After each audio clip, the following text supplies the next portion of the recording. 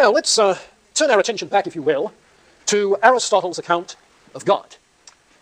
We moved into this, as he does, following discussion of his metaphysics, pointing out how that every kind of thing that is, every kind of process of change or becoming, has to be explained in terms of four factors or four causes.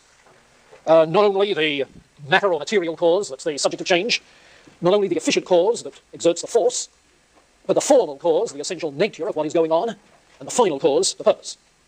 Now, if that is true of every process of change and everything that is, it's also true of every kind of movement within the larger cosmos.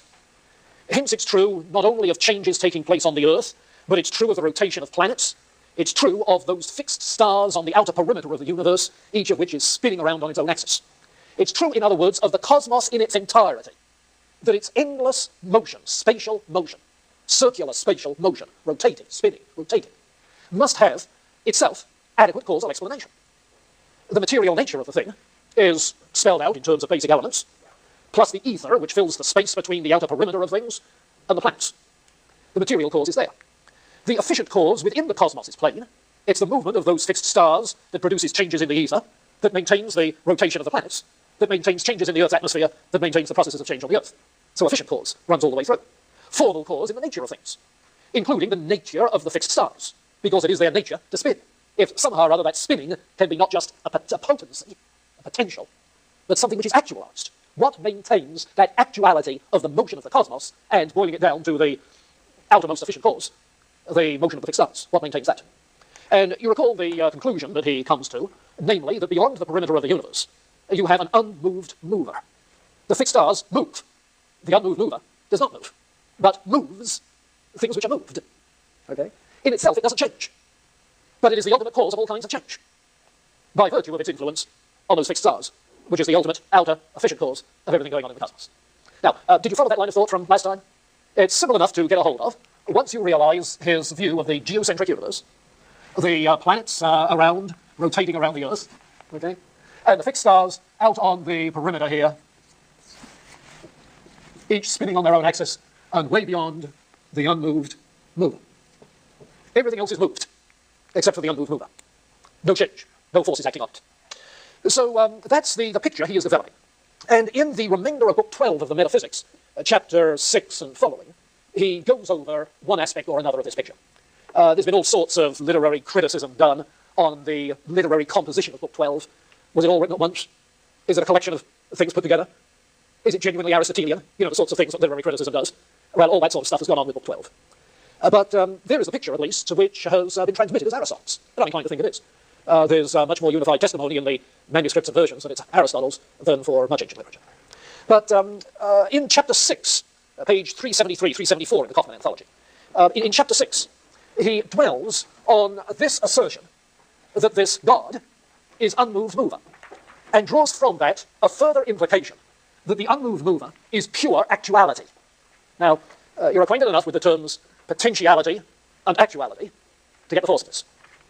For Aristotle, every change is the actualizing of some potential. Okay? It's the actualizing of some potential. I'm potentially over here, now I'm actualizing that potential. I'm potentially back by the lectern, now I'm actualizing that potential. Every process of change is the actualization of some potential that the thing has. But to say that God is pure actuality is to say there is no unactualized potential. You see? No unactualized potential. There is no change possible in God. There is no change possible. The unmoved, unchanged, unchanging ultimate source of change. You see? The unmoved mover. Pure actuality. Now that's crucial. Why would he go that route?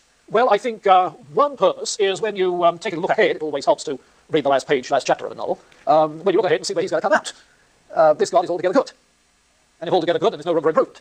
And if altogether good, then it wouldn't change for worse. So how could there be change? You see. So if you look ahead, all right, like Plato's form of the good, change is in that sense not possible. But more significantly, I think, it goes back to the fact that in that argument from the nature of the cosmos, he's trying to account for the everlasting, that age-long, unchanging process of change. You remember in terms of different kinds of locomotion, linear, rectilinear, circular, there's only one unchanging process of locomotion, the circular locomotion, that has neither beginning nor end. No turning point where you have to stop and turn. but it's an everlasting circular locomotion that characterizes the planets and the fixed stars. So you want something then as the ultimate cause of that which has unchanging nature. And to have completely unchanging nature means that the thing has to be either nothing, without even potentiality, or else pure actuality. Pure actuality with no unactualized potential, so that no change is possible. Now, Plato, of course, had seen his transcendent forms as immune from all possible change, eternal, as well as the form of the good. Aristotle has, yes, the form of good. But this notion of a God beyond all process of change is deep-rooted in Plato and Aristotle. Yeah? Correct, I'm misunderstanding the concept of actuality, because it seems if God is fully actualized, it must come from somewhere, developed into a fully actualized. No, I didn't, yeah, you notice he says unmoved, meaning there has been no process of motion either. So the eternal is one who always has been what it is. Okay, pure actuality. Yeah. Okay. Along the lines of what is. Yeah. You said that you either has to be nothing or else pure actuality. Is that same thing, sort of saying either has to be nothing or everything? Yeah, either has to be perfect or nothing at all. Yeah. So is that sort of a pantheistic idea? It is everything? Not necessarily. Somebody else asked last time after class, or was it before, is Aristotle sort of pantheistic? As you read this book 12 of the Metaphysics, no, it sounds as if the unmoved mover is transcendent being, but the perfection of being. But I say that hesitatingly because in De Anima, on the soul, he talks of a rational soul, not only individual rational souls, but he talks as if there is some cosmic rational soul. Like Anaxagoras, nous, mind, reason. Now, if he intends to identify that with the unmoved mover, you see where he's going?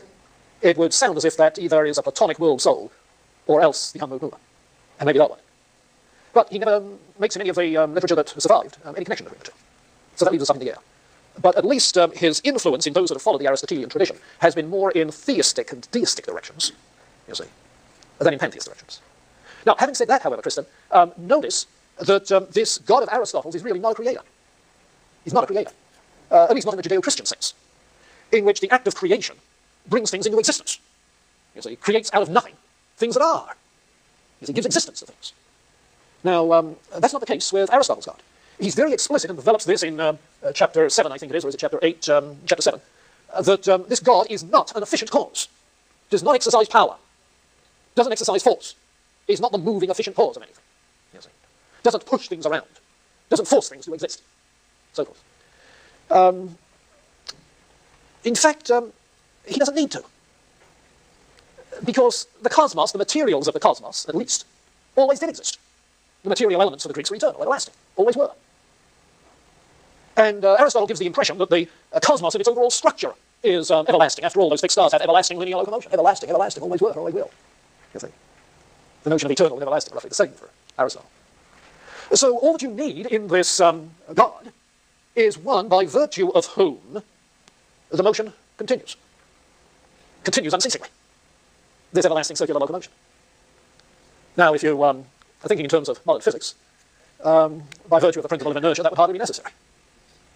Bodies continue in the state of motion or rest, in which they naturally are. But not in Greek physics, you see, where change is regarded as something artificial. Motion is something which has to be produced and maintained.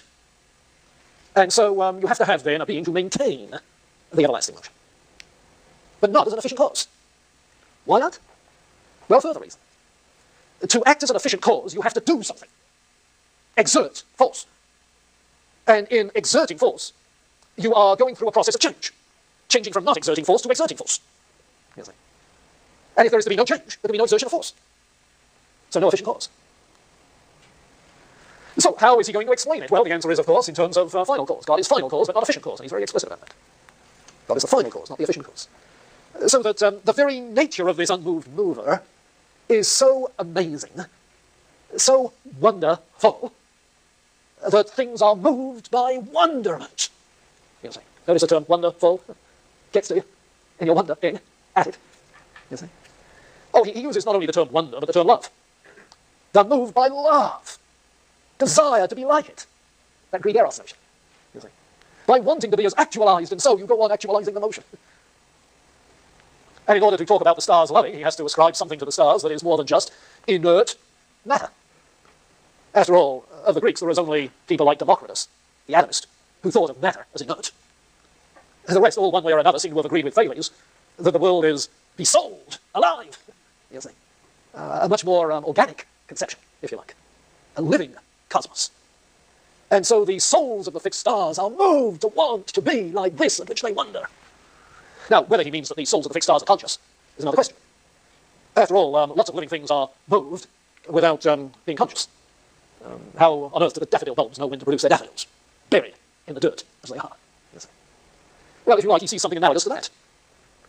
And so the stars maintain their motion. And God is simply final cause. Now, there is a further corollary that has to be drawn. And he does this in chapter 9. This is chapter 6, let's see, am I getting that straight? Chapter 6, chapter 7, let's see. Yes, 6 is pure actuality, 7 is final cause, sorry. Let's clear that up. Chapter 6, chapter 7.